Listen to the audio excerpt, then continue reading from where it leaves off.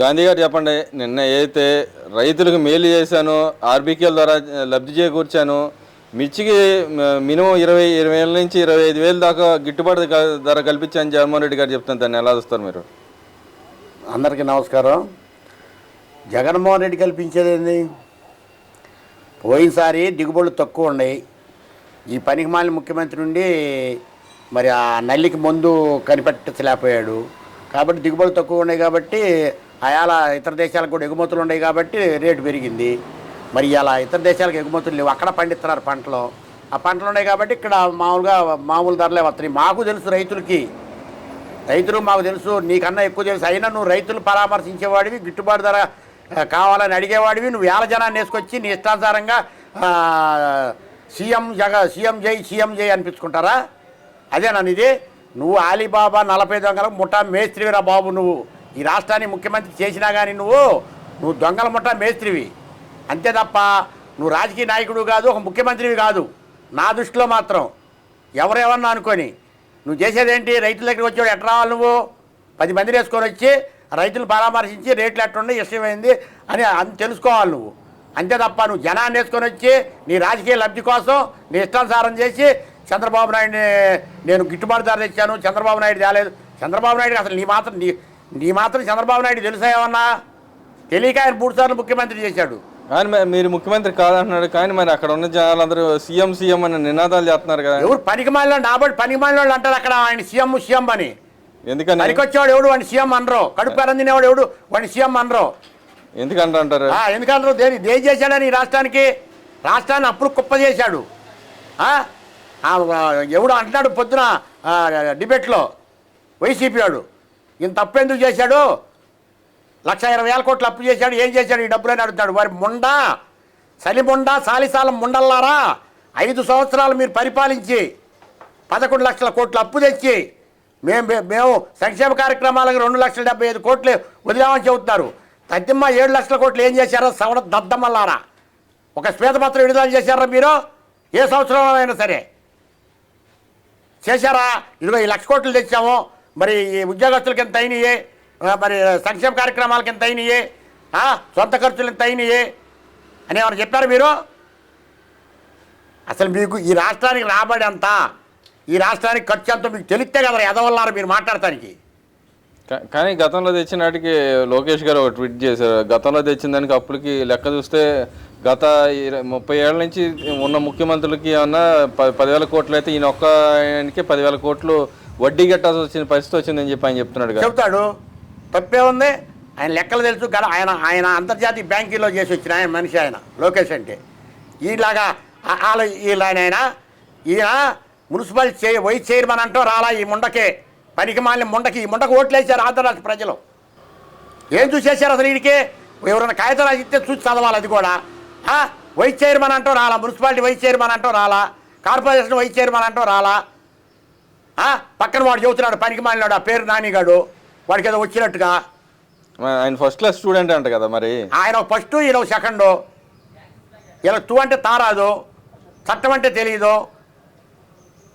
జడ్జీలు అంటే తెలిసే వాళ్ళకి, జడ్జి గారిని ఎట్ట గౌరవించాలో తెలిసే వాళ్ళకి. ఇంట్లో జీతగారి దగ్గర మాట్లాడినట్టు పోయి కలెక్టర్ గారి దగ్గర మాట్లాడితే చలామణి అయిద్దా? అదే నా రాజకీయ విఘ్నత అంటే ఇంట్లో జీతగారితో మాట్లాడా, కలెక్టర్ గారి దగ్గర పోయినప్పుడు కలెక్టర్ గారితో మాట్లాడాలా. అంతే తప్ప యాడిపోతే అలా ఎవడు పడితే వాడు రాసిచ్చిన కాగితాలు తీసుకొని నీ ఇష్టానుసారం చదివి చంద్రబాబు నాయుడు తిట్ట, లోకేష్ని తిట్ట, నీ పాడే తిట్ట, నీ పచ్చిబద్దలు తిట్ట, ఆమె తల్లిని చెల్లిని ఏమో బజార్నయ్యా, బాబాయ్ చంపితే ఇంతవరకు తీలేకపోయావు. నువ్వేంద్రా బాబు విమర్శించేది ఒకడిని? నువ్వు ఎవరిని ఉత్తరిస్తావు రేడా? అసలు నువ్వు మా రాజధాని రైతులు పచ్చకండ వేసుకున్న వల్ల జైల్లో పెట్టించావు, నన్నే పెట్టించావు 30 రోజులు జైల్లో. అసలు నువ్వు ఎందుకు వేసుకున్నారు పచ్చకండ? ఇప్పుడు నిన్నే జైల్లో పెట్టాలా? పచ్చకండ ఎందుకు వేసుకున్నావు నువ్వు? ఆయన రైతులు చేసాడంట కదా. మా రైతులు గుళ్ళకి వెళ్తుంటే మొక్కులు తీర్చుకోవడానికి కనకదుర్గమ్మ గుడికి వెళ్తుంటే మొత్తాన్ని అరెస్ట్ చేసి లోపల వేయించావు. నువ్వు పచ్చకండ వాళ్ళని దీపించావు. కండవా ఉంటే ఎటు బానీలా నువ్వు, పచ్చకండవా ఉంటే ఎటు బానీలా, నన్నే బానీలా నువ్వు. మరి మేలు చేశావు. నువ్వు ఎందుకేసారా? నాకు బూతులు వస్తున్నారా జగన్మోహన్ రెడ్డి? నువ్వు ఎందుకేసా? నువ్వు దేనికేసారా? పచ్చకండవా రైతు కండవా? మేము రైతులు వేరే చేస్తుంటే మేము వేసుకొని పోతున్నాం, మమ్మల్ని బానించావు నువ్వు. పోలీసులు అడ్డం పెట్టుకొని నీ ఇష్టం నీ సొంత జాగీర్ లాగా నీ బాబుగాడి సొమ్మ ఇదంతా, లేకపోతే నీ తాతగాడి బుళ్ళ ఆంధ్ర రాష్ట్రం ఏమన్నా బాధించావా గుళ్ళోకి కానీ ఆడికైనా సరే.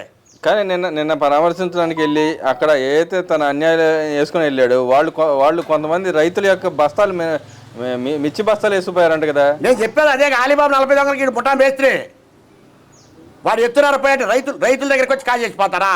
రైతులు క్షేమకు కోరిన వాళ్ళ మీరు, రైతు బాగు కోరిన వాళ్ళ మీరు, రైతు పక్షపాతుల మీరు. అరే బాబు జగన్మోహన్ రెడ్డి, నువ్వు ఎప్పుడు ఏమి చేయబాకు. నువ్వు ఒక్క వ్యవస్థను కూడా నువ్వు సద్వినియోగం చేయాల, అన్నిటిని దుర్వినియోగం చేసావు. చెప్పు పలానా వ్యవస్థను బాగు చేసావని చెప్పు. ఓకే నేను ఒప్పుకుంటా. కార్మికులను ఏం చేశా, కర్షకులను ఏం చేశా, నీ పాడ ఏం చేశా, నీ పచ్చిపాతలు ఏం చేశా, చివరికి నీ తల్లి చెల్లిని ఏం చేశా, నీ బాబాయిని ఏం చేశా, నీ మామని ఏం చేసావు చెప్పరు నువ్వు మంగళ. అంటే ఇక్కడ చూసుకుంటే ఆయన ఏదైతే రైతులు ధర్నాకి వెళ్ళాడు, వాళ్ళ పక్షం పోరాడుతా అన్నాడు, పరామర్శకు పోయాడు. కానీ గతంలో వాళ్ళు ఏదైతే రైతుల పేరు చెప్పి కానీ ఇటు మిగతా పేర్లు చెప్పి దొంగతనాలు చేసేవాళ్ళు, ఇప్పుడు అదే దొంగతనం కంటిన్యూ చేస్తున్నారు అనుకోవచ్చా? అసలు ధర్నా అంటే జగన్మోహన్ రెడ్డి తెలుసా? ధర్నా ఎట్ట చేస్తారో తెలుసా? మేము చేసాం 1631 రోజు ధర్నాలు చేసామంటే మేము చేసాం గాంధీవాదిగా. అసలు ఆ పరమ దరిద్రులకి ధర్నా అంటే ఏంటి, రైతులు ఎందుకు కూర్చున్నారు అనేది ఆలోచించాడు ఒక్కసారి అన్నవాడు వాడు కానీ వాడి మంత్రులు కానీ. ఏళనగా మాట్లాడతాం. రాజధాని లేని రాష్ట్రం చేసింది ఎవడాయా అంటే జగన్మోహన్ రెడ్డి గారు. ఏది రైతులు భూములు ఇచ్చినా కానీ రాజధాని లేని రాష్ట్రం చేసింది ఎవడాయా అంటే జగన్మోహన్ రెడ్డి గారు అని నేను చెప్తున్నా కంపల్సరీగా. ఏం చేసావని నీకు ఇది రెండోసారి వస్తా. నువ్వు రెండోసారి వస్తావా?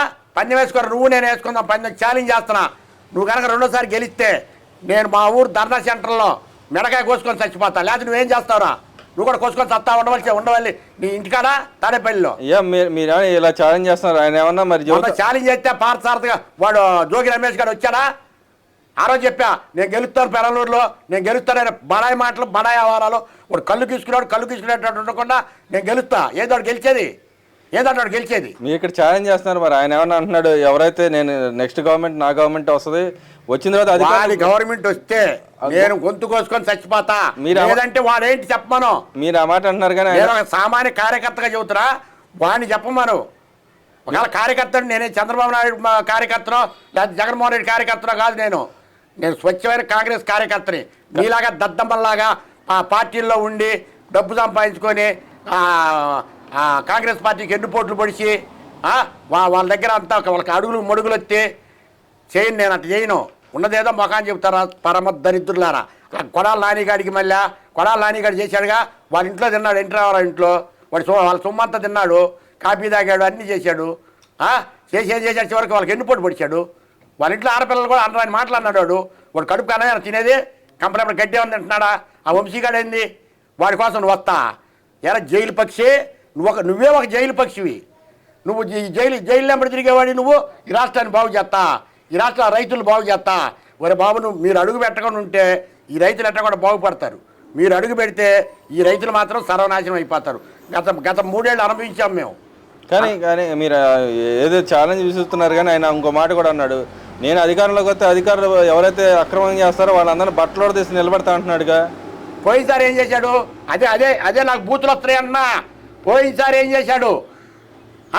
వాడు అందంగా ఉన్నాడు, మగాడు అందంతో నీకెందుకురా బాబు? నువ్వు మగాడి కదా ఏంది? నాకు అనుమానం వస్తుంది. నేనైతే అనుకోను. ఏదన్నా ఆడపిల్ల పోతుంటే ఆ పిల్ల అందంగా ఉందండి అని అనుకుంటాం. కానీ నువ్వేంది?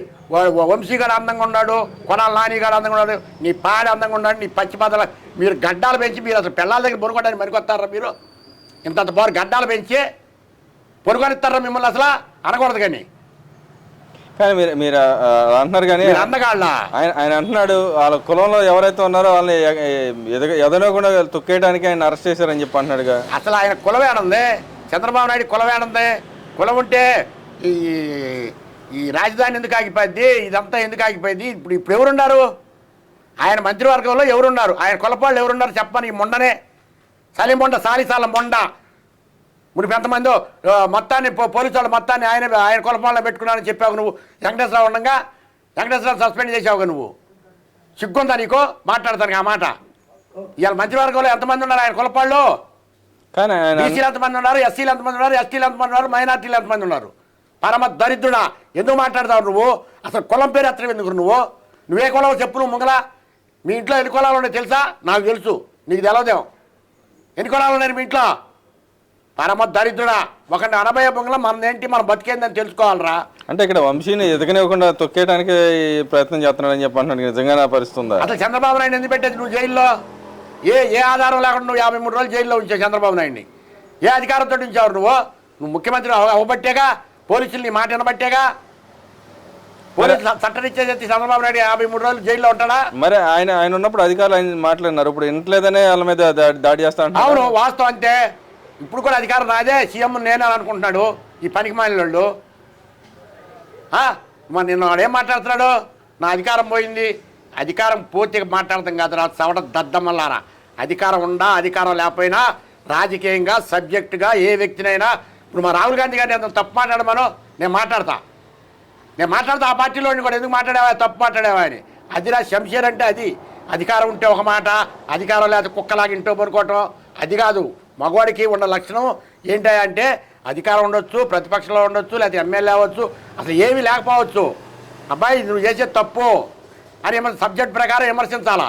అది గొప్పతనం అంటే అది, మగవాడితనం అంటే అది, రాజకీయ విజ్ఞత అంటే అది.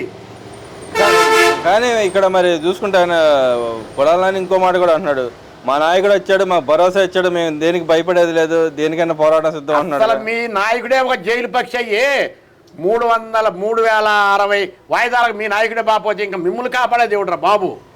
మిమ్మల్ని కాపాడేది ఎవడు? కోర్టులు కాపాడాలి. ఎవడు నిన్ను కాపాడి నన్ను కాపాడి మీరు అంటున్నారు ఆ మాట అన్నారు. నన్ను వచ్చే రాహుల్ గాంధీ నేను కాపాడడం, నేను ఈ ఊళ్ళో ఉంటే నన్ను తండ్రి కాళ్ళ చేతులు ఎరగదగింది ఎరగొట్టినాక వస్తాడు రాహుల్ గాంధీ గారు. అట్టనే నీ నాయకుడు కూడా అంతే అయ్యా, నీ నాయకుడు కూడా అంతేనయ్యా. ఏ నాయకుడైనా అంతే. ముంగలే రాడు, ముంగలొచ్చి మన దగ్గర కూర్చొని వాటేసుకొని మన ఇంట్లోనే ఉండడం. మరి ఆయన ఇంతకీ వెళ్ళలేదు కదా, వాళ్ళ నాయకుడు వెళ్ళలేదు కదా, కోర్టు రమ్మన్నా కూడా వెళ్ళలేని పరిస్థితిలో ఉన్నాడు కదా, ఆ భరోసా ఇచ్చాడు అంటున్నాడు కదా. సిగ్గే ఉంది, చెరవే ఉంది. ఇడిచేసినమ్మ ఈదికి పెద్ద అంట, అందుకే నాకు బూతులు వస్తున్నాయి అంటున్నా. ఇడిచేసినమ్మ ఈదికి పెద్ద అంట, అట్నే ఇడిచేసాడు ఈయన. ఏమైనా మాట్లాడతాడు. దేనికి పెద్ద అంటారు? ఇడిచేసాడు కాబట్టి, ఆయన ఇడిచేసాడు కాబట్టి అందరిని ఇడిపిస్తాను అంటున్నాడు. అటు గోరల మాధవ్ గారు ఇడిచి చూపిలా సిగ్గేమన్నా ఉందా? మరి అధికారులు బట్టలు తెప్పిస్తా అంటున్నాడు కదా. అంటే రాజకీయ విఘ్నత అంటే బట్టలు ఓడి తీసి కొడతాం, బట్టలు ఓడి తీసి చూపించటం, ఇదా రాజకీయ విఘ్నత? ప్రజా పరిపాలన అంటే అదా?